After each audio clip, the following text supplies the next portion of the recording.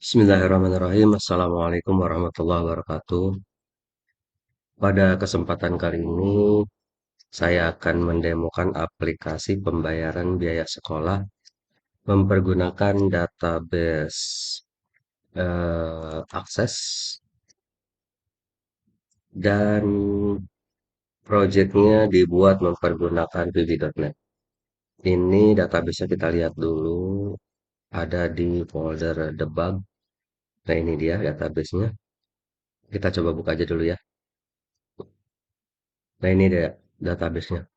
Kita coba lihat apakah udah ada relasi datanya atau belum. Oh, belum ada. Relasi datanya belum dibuat. Jadi kita biarkan aja dulu. Kita akan mulai coba projectnya ya. Yang pertama kita login dulu. Ini loginnya asumsikan admin. Di sini ada profil perusahaan atau profil sekolah. Misalkan nama perusahaannya adalah PT Uus Rusmawan. Ini alamatnya silahkan diisi. Oh, dia nggak mau ganti ternyata. Coba, coba, coba, coba. Uus terus Mawar. Kita coba simpan. Hmm, namanya masih itu juga. Nanti akan saya coba perbaiki dulu. Karena ini udah dilisensikan sih. Oke, kemudian di sini ada user. User yang login itu user satu, user 2, user 3. Ini bisa diisi dengan misalkan gini. U04, enter. Nama usernya misalkan Rusmawan, passwordnya 112233, dan statusnya dia kalau belum ada silakan diketik aja. Misalkan sebagai staff statusnya itu. Lalu diklik simpan gitu. Oke, kemudian kalau untuk mengeditnya tinggal diklik di sini, Rusmawan edit, lalu simpan. Untuk menghapusnya klik pada datanya, kemudian klik hapus, lalu jawab yes. Gitu. Kemudian di sini ada level pendidikan. Level pendidikannya saya coba hapus dulu ya. Level pendidikan ini saya hapus, yang ini saya hapus, yang ini saya hapus, yang ini kita hapus, yang ini kita hapus. Nah, jadi level pendidikan ini kita mulai dari 01. 01 misalkan TK, misal simpan. 02 adalah SD, simpan. Jadi lembaga ini memiliki beberapa level pendidikan. Yang ketiganya misal SMP, yang keempatnya adalah SMK. Nah, yang kelimanya misalkan level pendidikannya adalah perguruan tinggi atau kampus gitu ya. Kita simpan. Oke, untuk mengeditnya tinggal klik aja di sini, klik edit, silahkan diedit aja gitu. Untuk menghapusnya juga sama, pilih, hapus, pilih, hapus, pilih, hapus. Kemudian di sini ada biaya. Nah, untuk pendidikan TK itu, untuk pendidikan TK itu saya coba sebenarnya ini udah pada ada ya, udah pada ada nih. Jadi gini, jatuh temponya TK itu biasanya sih di mana-mana mulainya tuh bulan September perkuliahan itu. Tapi ada juga yang apa namanya jatuh temponya itu untuk cicilan-cicilan itu ada yang jatuh tempo bukan di bulan September, tapi di bulan Agustus atau di bulan Juli pada saat pendaftaran. Ada juga yang seperti itu. Nah, uang SPP untuk tingkat TK misal sebesar 150.000. Nah, biaya lain-lainnya ada uang gedung, ada uang seragam, ada uang buku. Nah, ini uang aing ini akan kita edit nih ya. Misalkan uang LKS, misalkan uang LKS. Misalkan uang LKS-nya 125.000. Misal seperti itu. Kemudian uang seragam misal, misalkan uang seragam, misalkan 150.000. Ini contoh aja, ini contoh. Nah, jadi seperti itu ya. Kalau mau diedit, silahkan diedit aja di sini. Kalau mau ditambah, isi aja di kolom ini ya nih. Ini kolom ini akan terisi secara otomatis. Setelah itu lalu kita simpan. Coba cek dulu. Nah, ini udah tersimpan.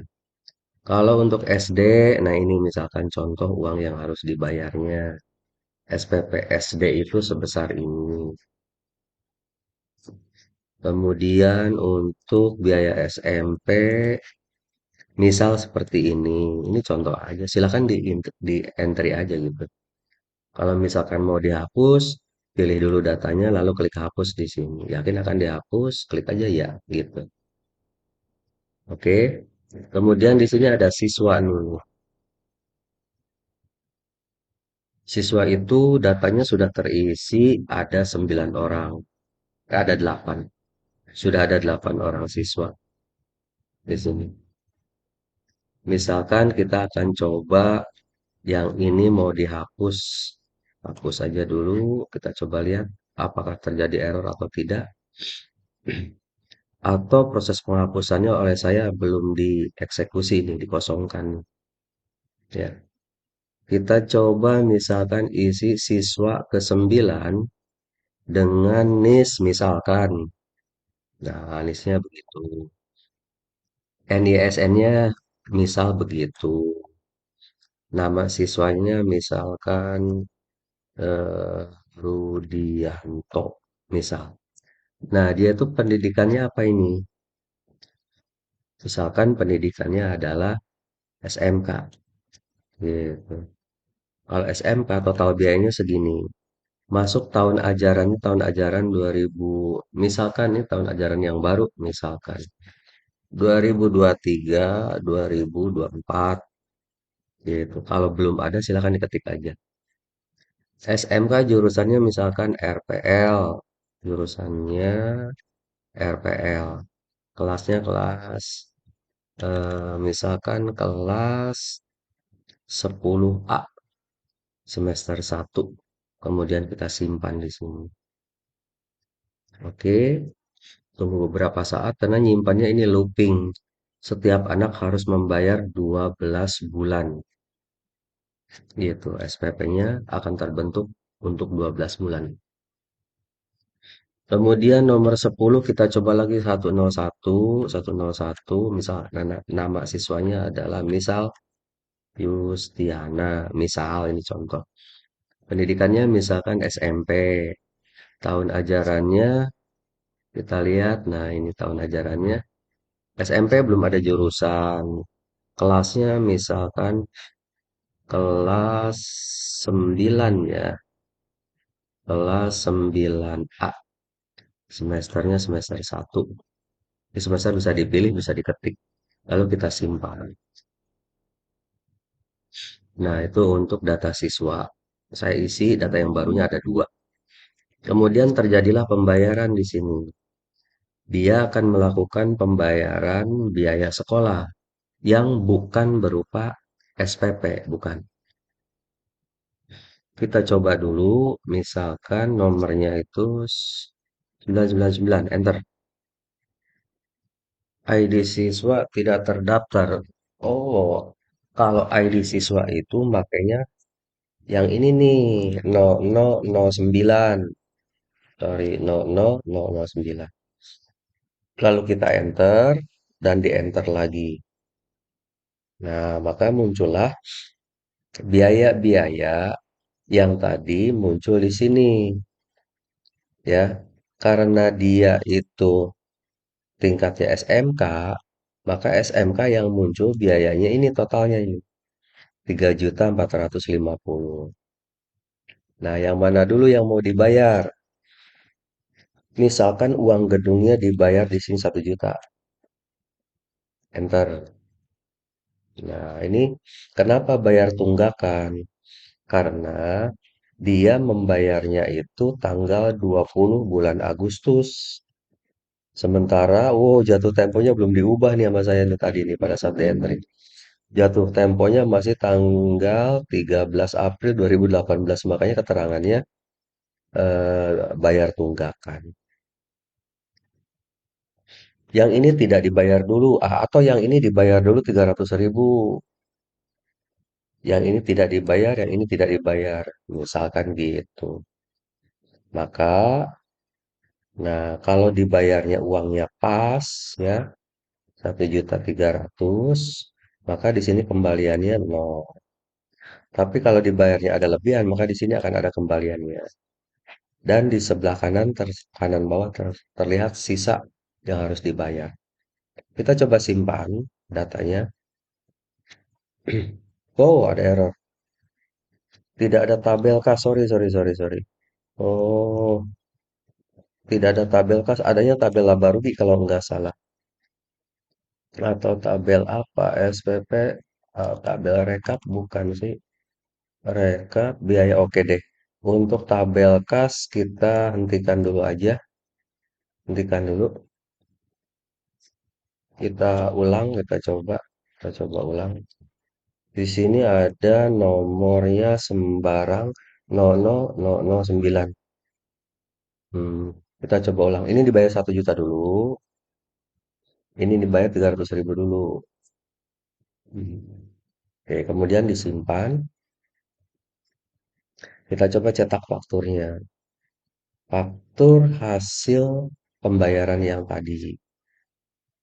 Nah, di sini terlihat pembayaran kedua, tanggal dibayarnya tanggal 20 Agustus, ID siswanya ini, nama, tahun ajaran, jurusan, kelas, semester 1. Nah, ini yang dibayarnya uang gedung tadi dibayar 1 juta, sisanya tinggal sekian. Uang seragam dari 800.000 dibayar sekian, sisanya sekian. Uang LKS tidak dibayar, uang OSIS pun belum dibayar. Gitu. Oke. Nah, kemudian kita lakukan percobaan dulu lagi. Sekarang yang 10, 10. Nah, ini tingkatannya SMP. Yang ini dibayar 1 juta dulu, karena uang gedung itu termasuk uang yang direkomendasikan untuk segera dibayar. Ini dibayar 250.000 dulu, ini dilunasin, dan ini pun dilunasin. Ini pun dilunasin. Kemudian kita simpan, dan kita cetak fakturnya. Nah, jadi masih ada sisa 1.500.000 lagi. Oke, sekarang kita mau coba untuk membayar SPP. Kita coba ketik apa ID siswanya. Kita ketik ID siswanya. Nah, jadi dia akan memunculkan nomor yang mana, bulan yang mana yang akan dibayar. Jadi yang harus dibayar itu yang pertama dulu, yang sudah mendekati jatuh tempo. Karena biasanya pembayaran SPP itu dilakukan di bulan Juli, biasanya. Nah, setelah dipilih item mana yang akan dibayar, yang paling atas dulu, tinggal kita klik simpan di sini. Klik simpan, sorry, klik bayar. Klik, gitu. Lalu dicetak bukti pembayarannya. Nah, ini bukti pembayarannya. ID siswanya. Ini harusnya ID siswa itu yang 00009 harusnya. Kalau ini NIS dan NISN. Ya. Oke, ini datanya. Jadi jatuh temponya bulan Juli. Nomor pembayarannya ini untuk bulan Juli. Dibayarnya di bulan Agustus. Maka keterangannya lunasi tunggakan. Seperti itu keterangannya. Oke, sekarang kita coba lagi pembayaran yang kedua. Kita klik bayar di sini, klik bayar. Lunasi tunggakan lagi keterangannya, ya. Karena jatuh temponya 10 Agustus, dibayar tanggal 20 Agustus. Gitu. Dan kalau misalkan yang ini, sebenarnya dia jatuh temponya bulan September. Tapi tanggal 20 Agustus, hari ini dia sudah melakukan pembayaran. Jika diklik bayar, maka keterangannya lunas, ya, atau pelunasan gitu, bukan lunasi tunggakan. Kita klik yes, nah gitu. Nah, dari satu orang siswa ini, kita bisa melihat kembali nomor-nomor yang sudah dibayar. Misalkan nomor satu, coba per nomor. Nah, ini dia. Kalau ini per nomor. Sekarang per tanggal. Ada pembayaran yang dilakukan tanggal 20 sebanyak 3 kali pembayarannya tuh. Coba klik per tanggal. Nah, maka 3 kali. Tanggal bayarnya 20 Agustus, 20 Agustus, 20 Agustus. Gitu. Kalau kita lihat total pembayarannya yang udah dibayar berapa aja, ini yang sudah dibayar. Sekarang kita akan coba lihat yang total tunggakan. Dalam arti tunggakan itu yang belum dibayar ya. Karena nanti ada ya, ada data tersendiri untuk tunggakannya. Udah jatuh tempo tapi belum dibayar. Nah, ini adalah bulan-bulan yang belum dibayar. Oktober, November, Desember, Januari 2024 dan seterusnya. Kalau kita ingin melihat semua datanya, seperti ini. Ini yang sudah dibayar, ini yang belum dibayar. Yang belum dibayar. Nah, seperti itu untuk pembayaran SPP. Sekarang kita coba lihat laporan SPP. Laporan SPP yang dibayar, ini laporan SPP-nya, ini laporan tunggakan. Laporan SPP yang dibayar pada tanggal 20 Agustus. Ini. Ini juga 20 Agustus ya berarti datanya ini juga. Kita pengen tahu kelas 9A. Nah, belum ada yang bayar kelas 9A. Kalau 10A udah ada yang bayar belum? Nah, ini kelas 10A. Jadi nanti pembayaran per kelas pun bisa dilihat di sini. Belum ada, belum ada, belum ada gitu. Nah, sekarang kita akan coba melihat data tunggakan. Data tunggakan pada bulan Agustus tahun 2023 kita preview. Jika dia tidak ada, gabungkan dengan tipe kelasnya. Misalkan kelas 1 review, ini juga belum ada. Kelas 10 belum ada, oh belum ada yang jatuh tempo nih. Nah, ini ada laporan tunggakan SPP. Jatuh temponya tanggal 10 Agustus, tapi sampai tanggal 20 ini dia belum melakukan pembayaran. Gitu. Kelas 0 besar, tidak ada. Kelas ini juga tidak ada. Oke, sekarang kita coba lihat yang pembayaran biaya sekolah. Yang bulan Agustus, ini dia hasilnya. Jadi anak yang tadi masuk SMP udah kelihatan pembayarannya. Yang SMK melakukan pembayaran 2 kali di bulan Agustus. Kalau yang tahunan kita klik tahun 2023 datanya seperti ini. Karena data yang pembayaran hanya baru terjadi barusan gitu ya. Makanya data yang tampil hanya ini. Untuk level pendidikan TK belum ada yang bayar, ini belum ada yang bayar, belum ada yang bayar. TK belum ada yang bayar, SD belum ada yang bayar, SMP sudah ada, SMK sudah ada, yang perguruan tinggi belum ada. Ya, coba rekap pembayaran kosong seperti apa sih? Oh, ini belum, belum. Sekarang kita akan coba begini deh. Di pembayaran yang 0001, nah kita coba lakukan. Ini anak TK nih. Ini dibayar 1 juta. Ini dibayar 250 ribu. Nah, segini dulu pembayarannya, yang lain diabaikan dulu, kita coba simpan.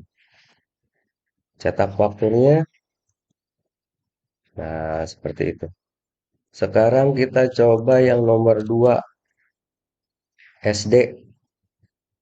Kita bayar ini 1 juta, yang lainnya belum dibayar dulu, dibiarkan dulu. Simpan, cetak waktunya seperti ini. Oke. Kemudian yang nomor 4 Denira, ini kita bayar 1.200.000 dulu. Ini dibayar 250.000. Jadi boleh dilongkap-longkap sebenarnya, ya. Oke, lalu kita simpan,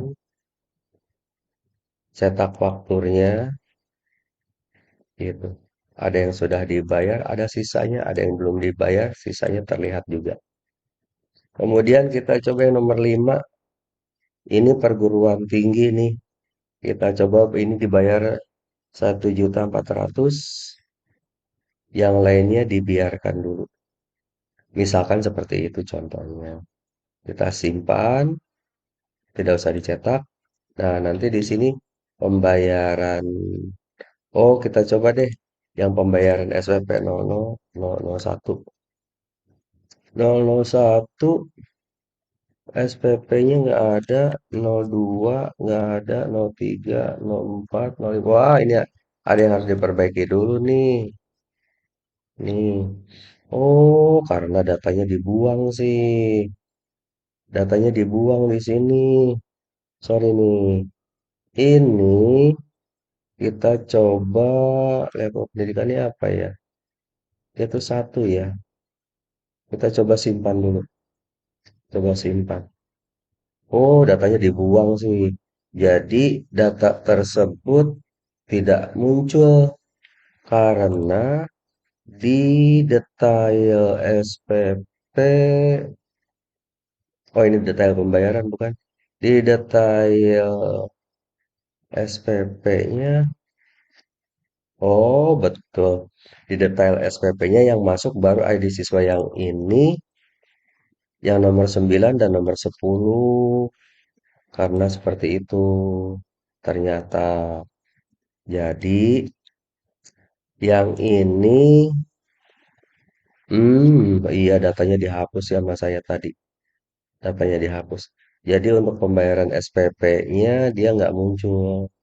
Jadi pembayaran SPP-nya hanya baru muncul yang 00009 dan yang 00010 gitu. Pembayarnya tuh jadi baru seperti itu. Coba yang 10 SPP-nya ini dibayar, nggak usah dicetak. Ini juga dibayar, nggak usah dicetak. Nanti rekap SPP-nya akan terlihat seperti ini. Jadi harus dimulainya dari awal sih. Entry ininya nih. Entry data siswanya ini harus dari awal. Sebenarnya tuh tadi saya melakukan setting ini nih. Hapus data percobaan. Nah, ini yang saya hapus. Sampai akhirnya data-data yang ada di dalam tabel SPP pun ikutan hilang. Padahal di tabel SPP itu sudah ada siswa ini, gitu yang sudah tersimpan datanya. Oke, nanti Anda bisa memulainya dari awal. Ini kita coba lihat data pembayaran yang bulanan. Nah, sekarang yang bulanan udah muncul nih. TK ini totalnya. SD ini totalnya. SMK ini totalnya. Untuk yang perguruan tinggi saja. Nah, ini udah ada. Yang SMK saja, SMP. Sorry, TK saja, SD saja. Ini laporan rekapnya. Oh, sorry. Fieldnya terlalu kecil katanya nih. Jadi harus ada field yang diperlebar. Fieldnya namanya field rekap. ID siswa, nama siswa, pendidikan. Oh, ini pendidikan perguruan tinggi. Ini kita kasih jadi 50 aja deh. Ya, biaya telah bayar. Oke. Karena tadinya saya tuh hanya menulis SMA, SMK, SMP hanya 5 gitu.